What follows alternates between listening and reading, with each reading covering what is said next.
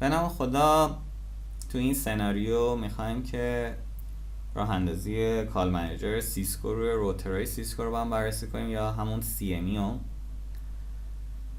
علاوه بر اون میخوایم وایس ویلن رو راه اندازی کنیم، IP فونامون رو توی ویلن مربوطه قرار بدیم، توی وایس ویلن مربوطه قرار بدیم و PCR رو هم توی ویلن مجزایی قرار بدیم که ترافیک IP فونامون از کامپیوترامون جدا بشه. علاوه بر این میخوایم DHCP سرور رو روی روتر راه اندازی کنیم، دو تا پول مختلف بهش بدیم که به هر کدوم از رنجای ویلنامون نتورک مشخصی بده. به IP فونای از رنج مشخصی IP بده و به PC هم از یه رنج مشخصی IP بده. بریم ببینیم این کار رو چجوری میشه انجام داد. قبل از اینکه این کار رو انجام بدیم بریم روی سویچ کورمون ویلنامون رو بسازیم. ویلن 10 نیم دیتا و ویلن 110 که برای IP فونا در نظر میگیریم نیم وایس. خب میخوایم از VTP استفاده کنیم که این ویلنامون رو به سویچ های لایه اکسسمون انتقال بده. VTP دومین datisara.com VTP mode server و VTP version 2 VTP password 1 2 3. خب اینترفیس های اینترفیس های در واقع بهتر بگم ترانکمونو بایستی که فعال کنیم تا این صورت اشتباه وصل شده. این پورت بایستی که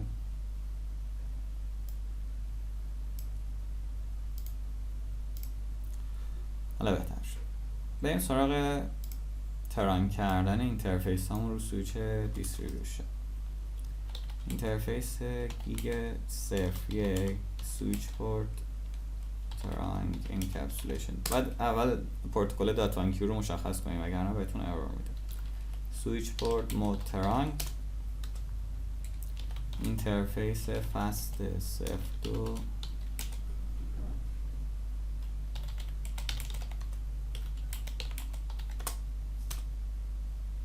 و پورت فست SF1.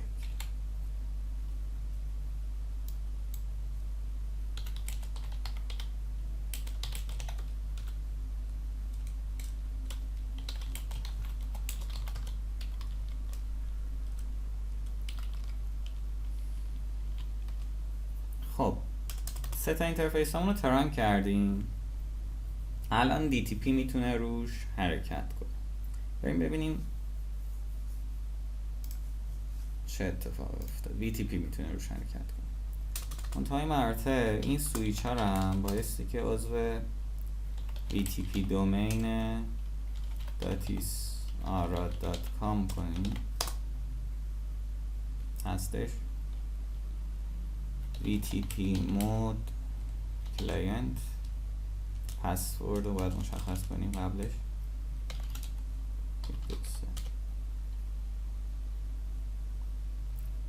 و VTP mode client ویلن.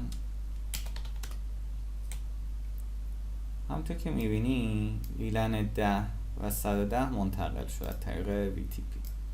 بریم اینجا هم VTP دومینمون رو درست کنیم. VTP پسورد رو فقط لازمه درست کنیم.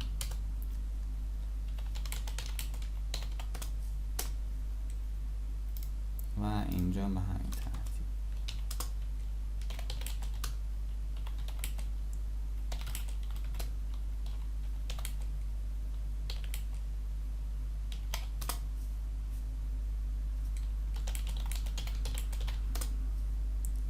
ویلن ها رو گرفت. الان تنها کاری که باید بکنیم پورتاتون رو عضو ویلن مربوطه بکنیم. اینت فست 01 سویچ پورت مود اکسس سویچ پورت اکسس ویلن 10. دستور سویچ پورت وایس ویلن باعث میشه که این پورت علاوه بر اینکه تو ویلن 10 قرار میگیره تو وایس ویلن تو این مثال 110 هم قرار بگیره. اسپنگ تری پورت فست باعث میشه که اسپنگ تری رو پورتتون فعال بشه. وقتی که آی پی فون رو وصل میکنیم 50 ثانیه طول نکشه که پورتتون آپ بشه. این دستور رو به رو سویچ پورت های لایه اکسستون اجرا کنیم. بریم سراغ این یکی اینت فست 01.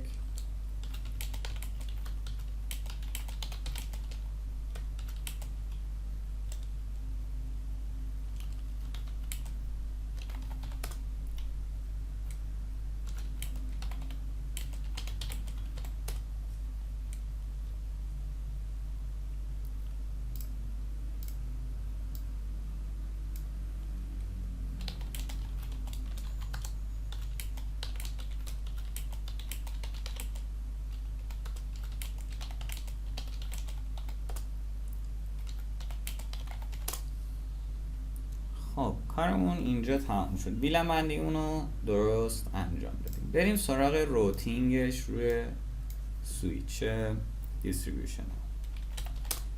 توجه داشته باشین روتینگ روی سویچ لیسه به طور پیش‌فرض غیر فعاله و دستور آی پی راوت روتینگ رو فعال میکنه.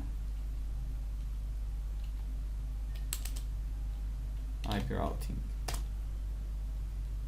دستور آی پی راوتینگ روتینگ تیبل سویچ رو فعال میکنه و باعث میشه که بشه اینتر ویلن روتینگ یا SPI رو انجام داد. برای هر ویلن شما نیاز به ساخت یه دونه اینترفیس مجازی داریم. برای ویلن 10 و ویلن 110 یه دونه اینترفیس ویلن 10 میسازیم. آی پیش هم ست میکنیم. این آی پی به عنوان دیفالت گیت وی شناخته میشه. 10.1 و اینترفیس ویلن 110 آی پی ادرس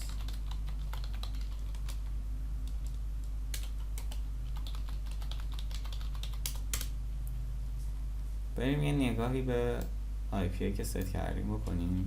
روشو آی پی اینترفیس بریف. دو تا اینترفیس ویلنمون به حالت آپ در خب اینترفیس های ترانکمون هم یه نگاهی بندازیم.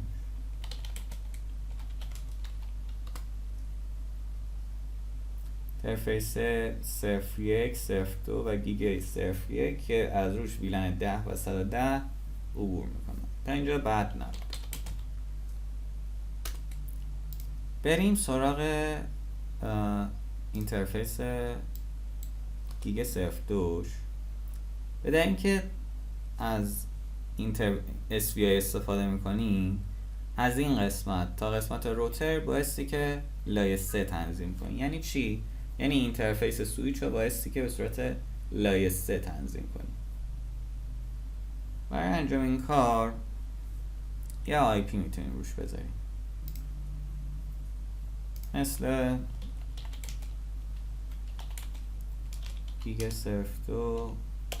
توجه داشته باشین آی پی ادرس کامندش رو نمیگیره. سویچ لایه 3 به طور پیش‌فرض پورتش تو حالت لایه 2. برای اینکه تبدیلش کنیم به لایه 3 از دستور نو سویچ پورت استفاده میکنیم. الان میتونید از دستور آی پی ادرس استفاده کنید یا آی پی مثل 10 1 1 1 1 2 روش ست میکنیم.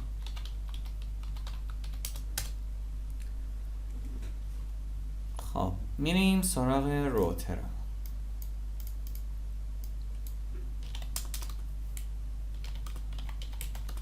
میریم توی اینترفیس دیگه 00 نوشاتش میکنیم.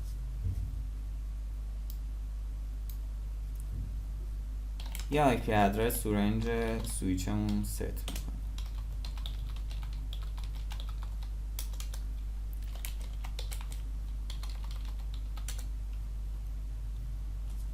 خب سویچمون رو میگیره. برای اینکه DHCP سرور رو روتر رو اندازی کنیم، قبلش IPI که اختصاص دادیم روی SBIR سویچ رو باید اکسکلود کنیم. از دستور IP DHCP exclude استفاده کنیم و IPI که به سویچ اختصاص دادین رو از رنج خارج کنیم که DHCP به کسی این IP رو نده. بریم پولمون رو بسازیم. IP DHCP پول، مثلا یه اسم بهش بدیم، ویلن دیتا. از رنج 192.168.10 تا 255 با این سابنت آی پی بده. دیفالت گیتوی، دیفالت روترش 10.1 باشه، دی ان اسش هم 192.168.10.1 باشه. بریم پول آی پی فون همونو بسازیم. وایس ویلن یا ویلن وایس.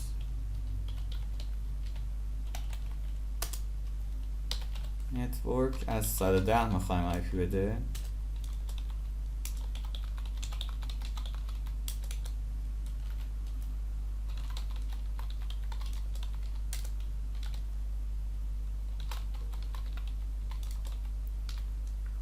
توجه داشته باشین آی پی فونا تنظیمات خودشونو از TFTP سرور باید بردارن. روتر سیسکو میتونه TFTP سرور باشه، برای همین به آی پی فونا هنگامی که دارین آی پی ادرس رو بهشون میدین باید بهشون بگین که آدرس TFTP سرورم خود روتره. برای اینکه این کار انجام بدین از آپشن 150 استفاده کنین. آی پی این دست روتر رو بهشون بگین که این TFTP سرور. خیلی یه موردی که میمونه ترافیک آی پی فونا، ترافیک DHCP شون. کلا DHCP پیغام اولش که DHCP دیسکاور برادکست عمل میکنه، ولی از ویلن بندی شما رد نمیشه که بیاد توی نتورک دیگه. بایستی که از DHCP ریلی استفاده کنیم که دستورش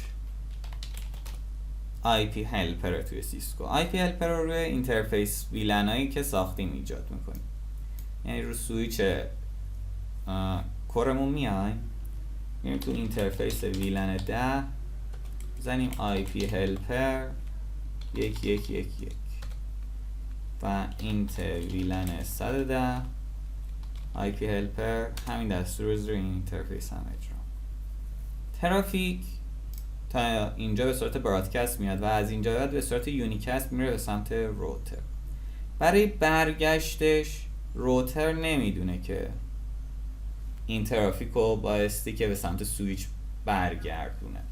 برای اینکه این مشکل رو حل کنین روی روتر بایستی که دو تا استاتیک روت بنویسین.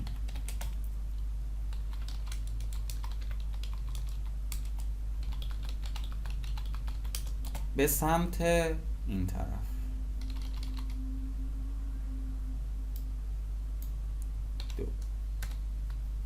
که ترافیک بتونه برگرده، اگر نه کامپیوترها آی پی نمیگیره. بریم ببینیم کارمون درست بوده یا نه. پی سی رو باز کنیم، بزنیمش رو DHCP. خب آی پی گرفت.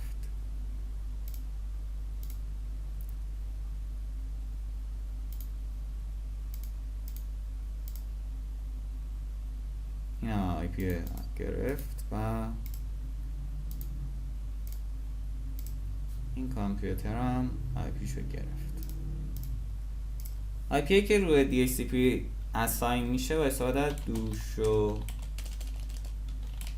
آی پی DHCP بایندینگ میتونین ببینین چه آی پی هایی داده.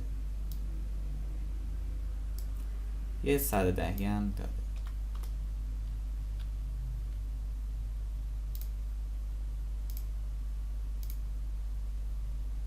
خب اینا هنوز CME ها براشون تنظیم نکردیم، واسه همین نمیتونن بوت بشن. میبینید به IP فونا از رنج 110 IP داد و به PC از رنج 10 IP داد DHCP سرور. بریم CME فعال کنیم. CME توی روتر 2911 به طور پیش‌فرض نیاز به لایسنس داره. شما بایستی که لایسنس UC رو بخرین، رو روتر نصب کنین تا فعال بشه. قبل از اینکه این کار انجام بدین، هر چی از دستور تلفنی سرویس استفاده کنین، ببینید که دستور ناشناخته است. لایسنس رو برای اینکه فعال کنین از دستور لایسنس استفاده می‌کنین.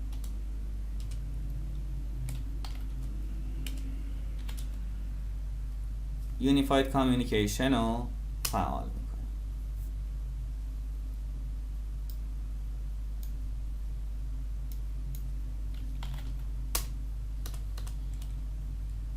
تنظیمات رو ذخیره میکنین و روتر نیاز به راه اندازی داره.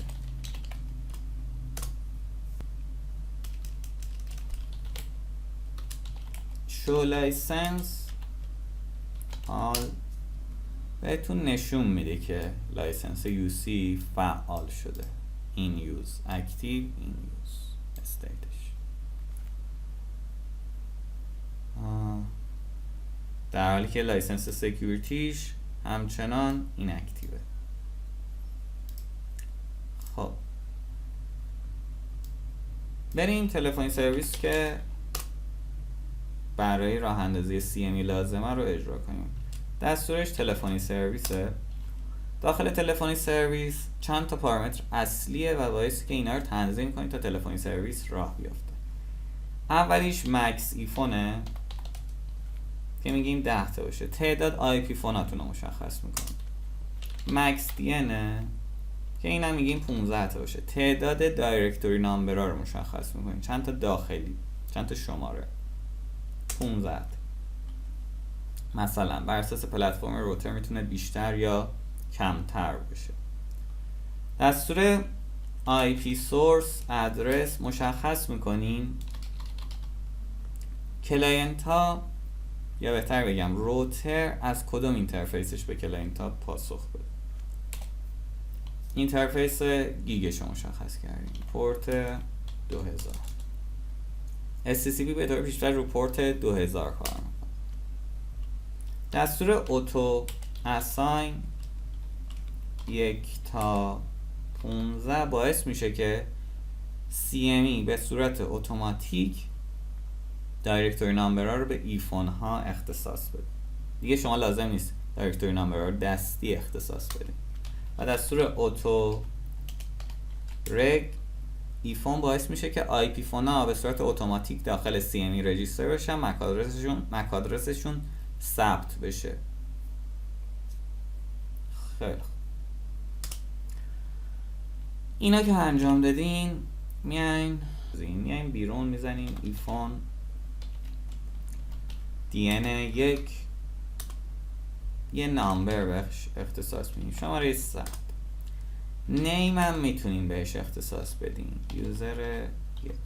منتها توی پکت تریسر فقط نامبر کار میکنه، نیم کار نمیکنه. همونطور که میبینی یکی از تلفن ها رجیستر شد. 114 رجیستر شد. میایم بیرون میزنیم ایفون DN2 نامبر 101 داخلی 101 باشه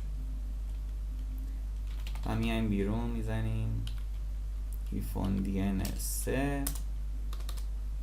نامبر 102 یه شماره دیگه و میایم بیرون.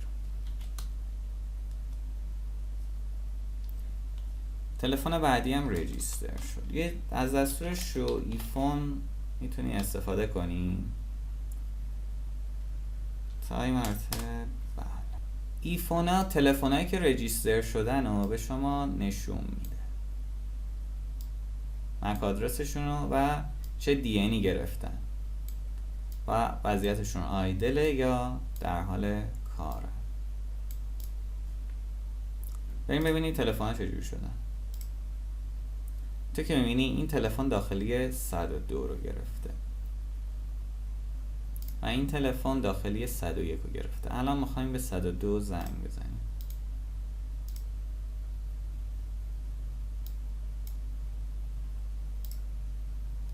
ring out و میبینید که داره زنگ میخوره. کانکت. این ساختار راه اندازی IP فون ها تو شبکه. امیدوارم که از این ویدیو لذت برده باشین و استفاده کافی رو کرده باشین.